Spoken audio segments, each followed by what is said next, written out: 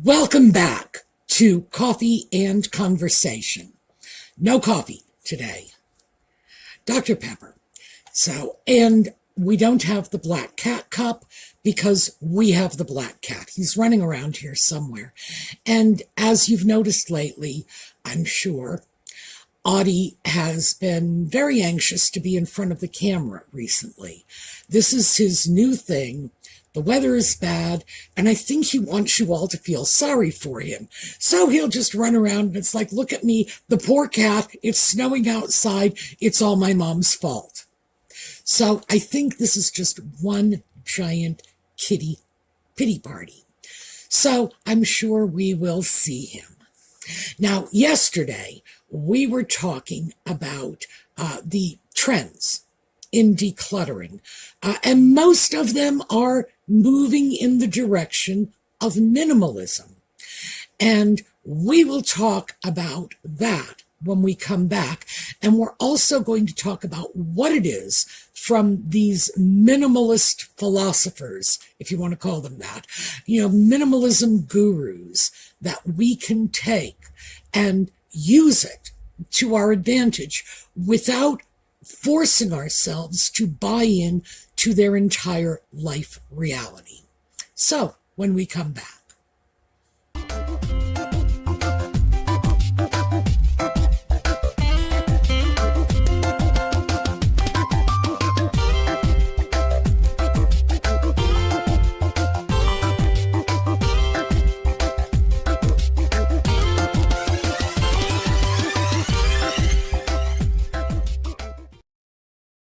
So yesterday, when we first, we didn't first begin yesterday.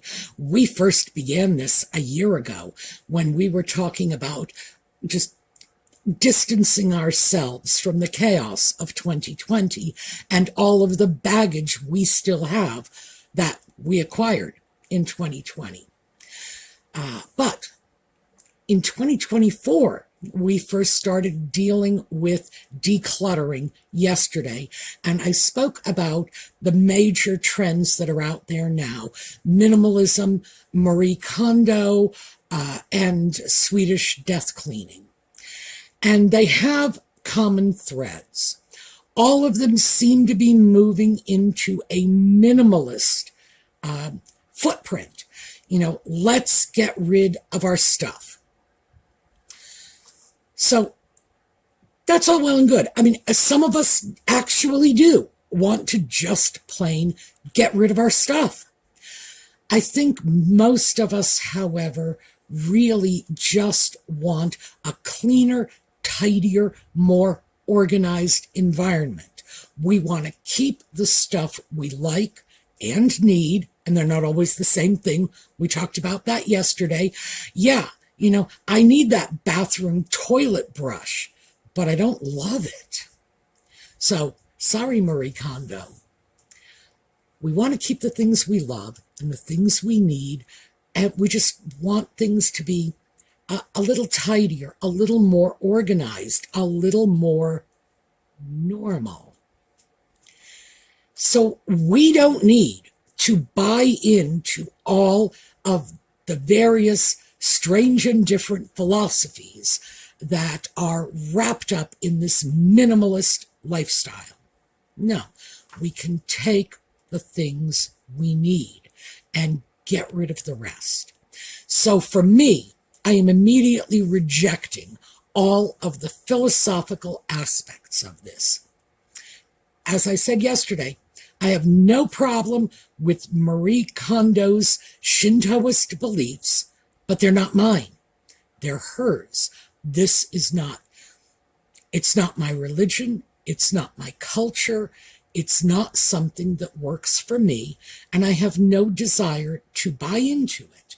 Swedish death cleaning, that is my culture. I have to admit that. That really is my culture. But it's not a philosophy I really agree with. I am of Scandinavian descent, but I am American. Makes me a little more optimistic and a little less death-obsessed than my Viking ancestors. So, no, I don't want to move my head into that you are going to die space. Come on.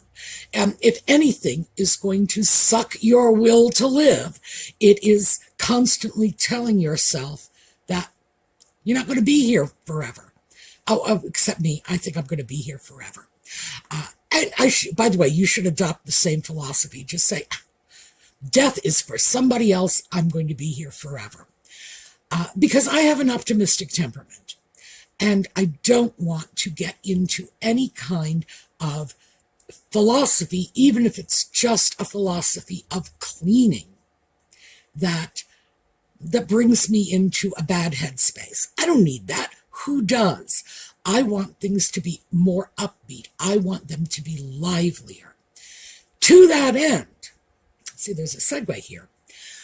When I look at organizing and decluttering, I try very hard not to focus on the mess.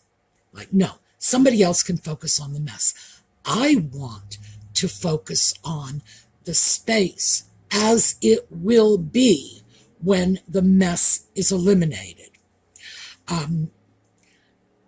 There's a story, and I'm sure this is apocryphal, but there's a story going around that someone had asked Michelangelo when he was sculpting David, how he did it, and he just said he took a block of marble and got rid of anything that wasn't David. It's like, okay, I don't care if it's apocryphal, and like I say, it probably is. I don't care. That is a great philosophy because it keeps you focusing on what you want, not on what you don't want. Now, getting away from the things you don't want can be very motivating, but I personally do not believe it is anywhere near as motivating as striving for the things you do want. I think that puts you in a better mindset. It makes you work a little harder to get it, because just trying to escape the quagmire, no. I'm sure we all need to do that. We all need to escape from the mess. We wouldn't be talking about this if we didn't, but it forces us to focus on the mess. And remember, the mess is an expression of our dissatisfaction over a lot of things that were going on. For most of us, it was very, very different things. The things that led to my mess, the lethargy, the inaction that allowed it to pile up, the things that did that to me are not going to be the same things that put you into that space. No reason they should be. But regardless, I don't want to have to plug back into that state of mind, and I don't want you to have to do it either. What we need to do is create a new state of mind by looking at what we want instead of what we don't want. I guess it's a little like, glass half full, glass half empty, only it's like two steps above that. It's not that simplistic. It's allowing ourselves to tie into our better self, what we are looking for, what we are striving for, rather than plugging into nothing but our worst self, the one that got lazy in 2020 and shrugged and said, who cares what my house looks like? Nobody's ever going to visit me ever again because we're in the middle of a pandemic. No, personally, I want to shove her aside, and I want to get my head wrapped around the me that says, oh, I would like the place to be cleaner. I think it's psychologically healthier. So when we start looking at these minimalist philosophies, we should be doing it only insofar as it provides us tools and techniques to deal with our own environment. Now, very specifically, some of the best techniques I have at my disposal These are not things that came from, modern minimalism, because these are cleaning and organizing techniques that I've acquired over many, many, many years. I mean, starting back in the 70s when, it was getting rid of the macrame, just totally different world back then. So one of them is boxes. And you all know my philosophy about boxes. It's not hoarding if you keep it in a pretty box. On the other hand, I've seen people with box hoards too, so we can get carried away. When I start decluttering, I start working with boxes. I have bunches of cardboard boxes all over the place because I do a lot of online shopping. So at any given moment, I will have 2 or 3 Amazon boxes around the house. I will have a cat sleeping in one of them, but I can usually dislodge him easily enough, just bribe him with a treat. Boxes are great. You're looking to clean a room, you grab a bunch of boxes and you designate them. One will be the box of things that you are determined to keep no matter what. Another will be the box of things that need to be thrown away. Things that are broken beyond repair are trash. And by trash, I mean like empty candy wrappers or whatever other like literal trash you might have in your room. I have lots and lots of literal trash because I have a trash picking cat. But you know that he's got a fondness for not just my trash, the neighbor's trash, but he will actually come in and pick things out of waste paper baskets and say, oh, this is a good cat toy, and run off with it. So I will find the most incredible stuff. The little plastic rings that go around the lids for like milk jugs or soda bottles. He loves those. I find them everywhere. So that's the kind of trash I'm talking about. And that will be one of your boxes. You might have another box you assign for donations, another box you assign to the niece and nephew who've just moved out on their own and could probably use a few extra household items. Whatever it is, your stuff, your life, your boxes, and your designation system. So once you have all of your boxes and you just start filling them, walk around the room. I like this, I'm keeping this. That's in your keep box. I don't know what this is. I think the cat took it from a wastebasket. That's in your trash box. Something else. It's like, well, I used to like this. It's still useful. The niece and nephew who are just moving out on their own. It's perfect for their box, or the donation box, or the resale on eBay box. By the way, if you have a resale on eBay or Poshmark or whatever, if you have a resale box, make sure you're actually going to resell these things. Be honest with yourself. If this is just something you're doing to create another box of stuff to keep, well, you should probably think about that. But if you really are planning to have a yard sale, or maybe to donate it to the church's yard sale or whatever, great. But just make sure that that stuff really is leaving. Otherwise, you need to give that box a different name, because the one thing we don't want to do in this process is kid ourselves. We need to be honest. Nobody's going to be standing over your shoulder criticizing you. So you just be honest with you about what you're keeping. And if you want to keep 3 boxes worth of stuff for every 1 box you get rid of, go right ahead. Just don't lie to yourself about it. That's really, you shouldn't lie to yourself about anything. But if you are constantly kidding yourself, saying, well, I know this has a value and I'm just going to sell it at eBay and blah, blah, blah, consider donating it if you're not actually going to sell it. Just, there's no point in you keeping that extra box of stuff in the back room or the garage or the basement or the attic or wherever.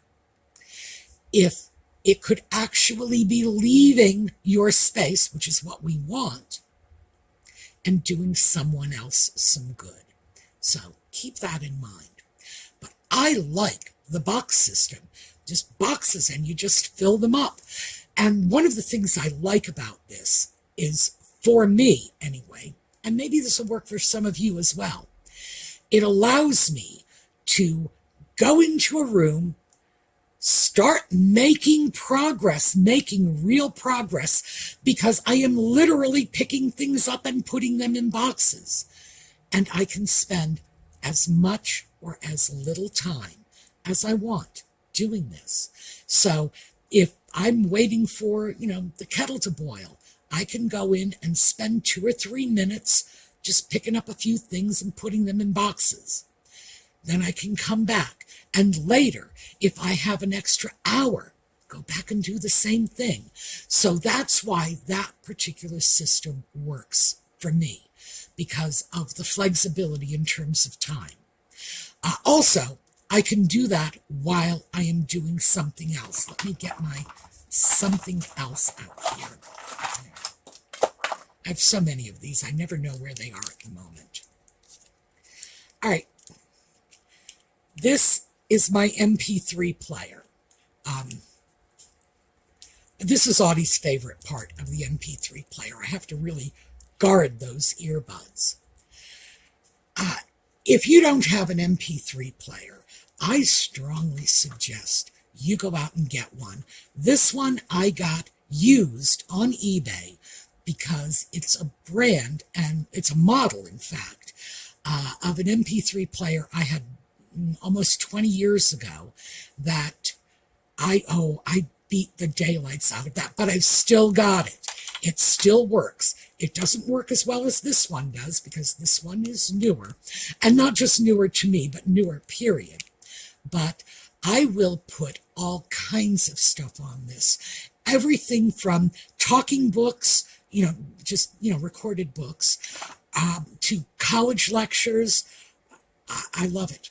Plug it in, and then my mind has something to do while my fingers are grabbing stuff from counters and tabletops and whatever. That makes things work much, much better for me.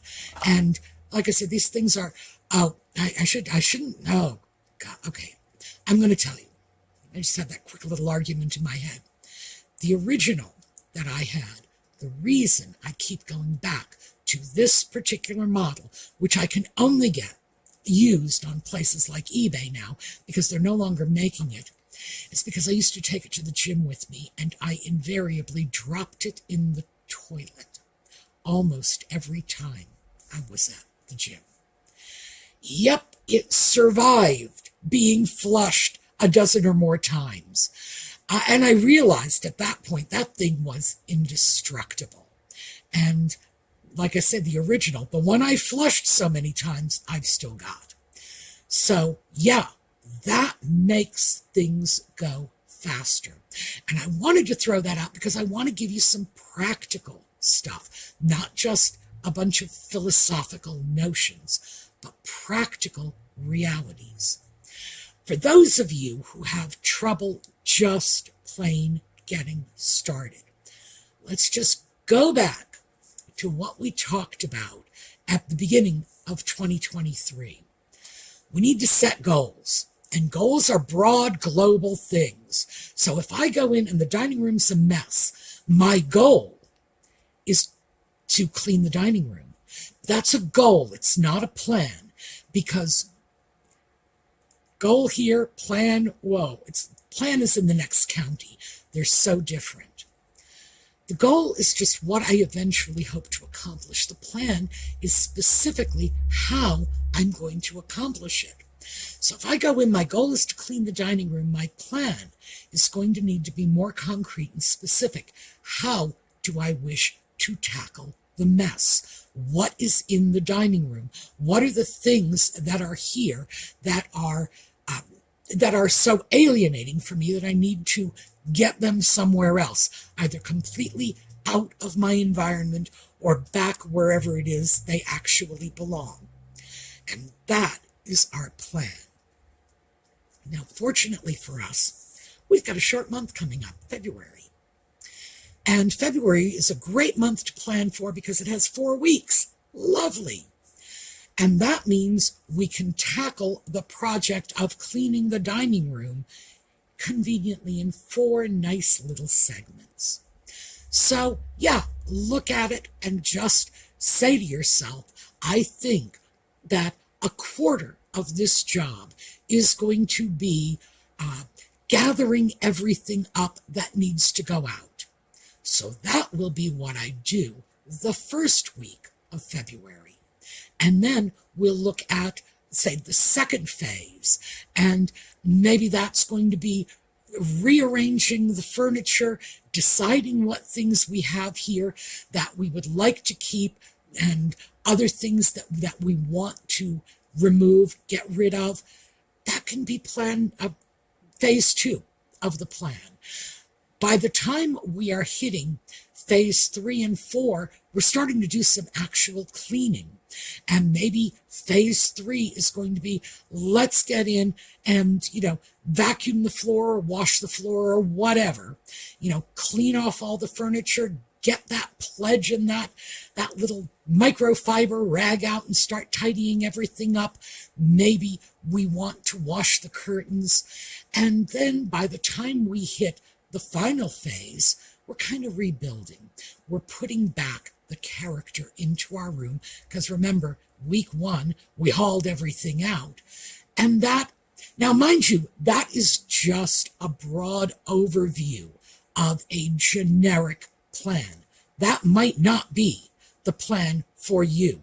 Your dining room or living room or bedroom, whatever, might be in complete chaos because you've been using it as a home office for the last 2 or 3 years, in which case dealing with the business papers, the records, the junk mail that's been piling up in the corner of the room, that might be the first thing you want to tackle.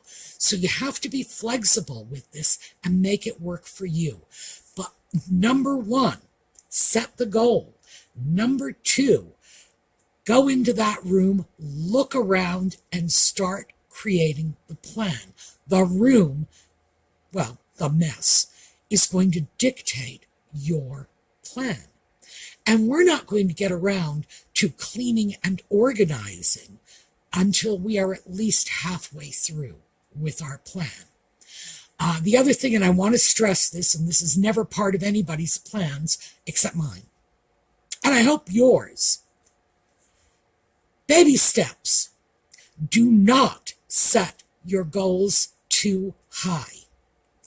Remember, it's a lot better for you when you're tackling a project if you work a little faster and exceed your goal than it is if you've overset your goal, set yourself up for failure, and at the end of a week, a month, 6 months, whatever, you're looking around saying, I didn't do all the things I wanted to do, because that's what will stick in your mind. You won't be able to look around and say, see how much progress I've made. You'll be fixed on the fact that you didn't do as much as you expected when you set your goal. So set your goals modestly. If you think, realistically speaking, you can clean out that dining room in 1 afternoon, give yourself a week. Who knows what's going to happen? A friend might call while you're in the middle of the cleaning project. Something else might happen in another room to take your attention away. Any number of things can thwart your little short-term plan. Don't put yourself in a situation where all you're going to see is your failure. Make sure that your plan is realistic, achievable, and set it a little low. Now, I know that's contrary to everything you've ever heard. You should always set your goals high. You should always be reaching for more, for more, for more. That's all well and good. But we are not talking about setting career goals here. We are not talking about applying to the best colleges in the state. No, we're talking about cleaning up a messy dining room, and we're talking about dealing with issues that we have been living with for a while. These are things that have, for whatever reason, and we all have our own reasons, have been emotional trigger points for us. So coddle yourself, baby yourself. Remember, like I always say, baby steps. If you make 2 or 3 baby steps in a week, well, that's like one giant step at the end of the week, right? And one giant step is good. So just keep that in mind.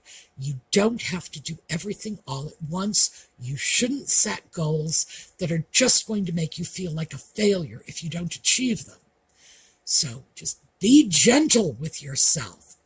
And I like the term baby steps because it conjures up a whole bunch of stuff in our heads. If you were teaching a baby how to pick up their toys, you wouldn't drop them in the middle of a toy-strewn room and say, clean this now.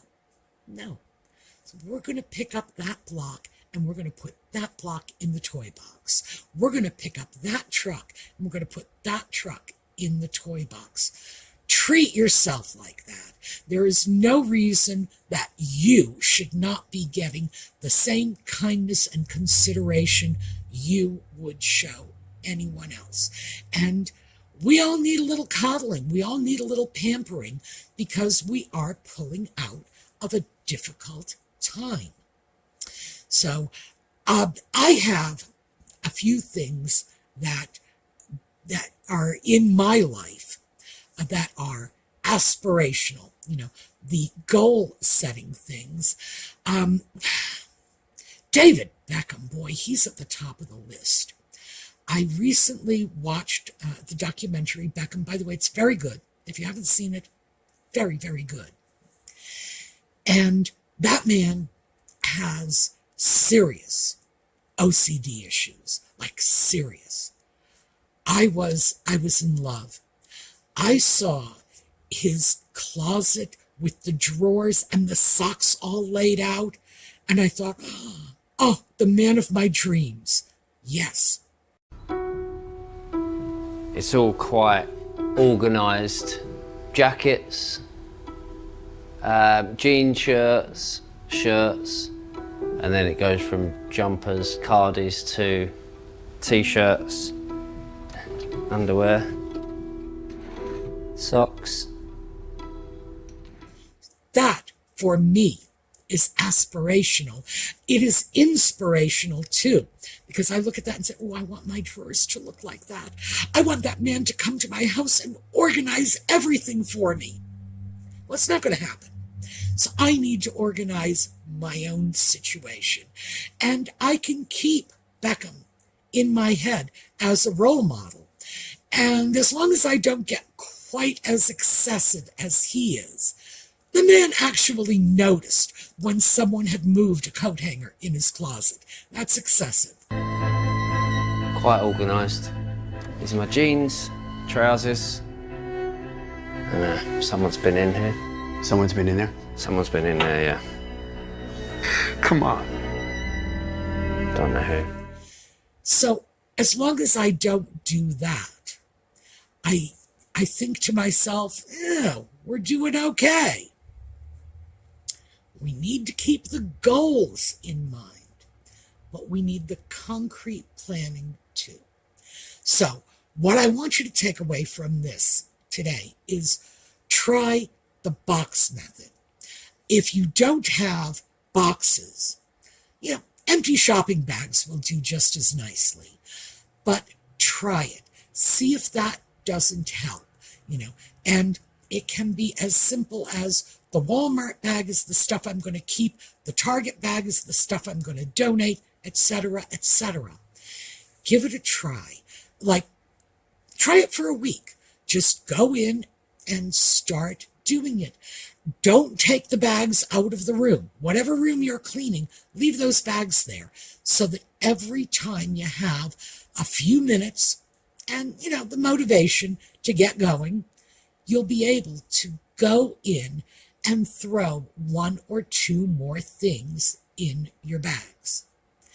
And I promise you, by the end of the week, you'll be surprised by how full those bags are or how many new bags you've had to go get. But we have to keep this in mind, that what we are talking about is recovering from trauma. It's not just a question of, oh, we moved into a house somewhere and we have to clean it. No, this is our own environment, and we allowed our environment to get a little out of hand. Now we need to rein it back in. But again, we need to be kind and compassionate with ourselves about it. We can't be beating ourselves up. We can't be setting goals we'll never achieve. And we can't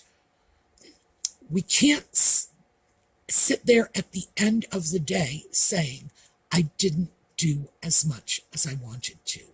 Because remember, every little bit is just bringing us a little closer to the goal. So that's what I'm throwing out to you.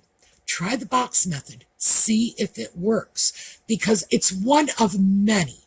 This is just one of so many different practical systems for dealing with a mess that has become overwhelming.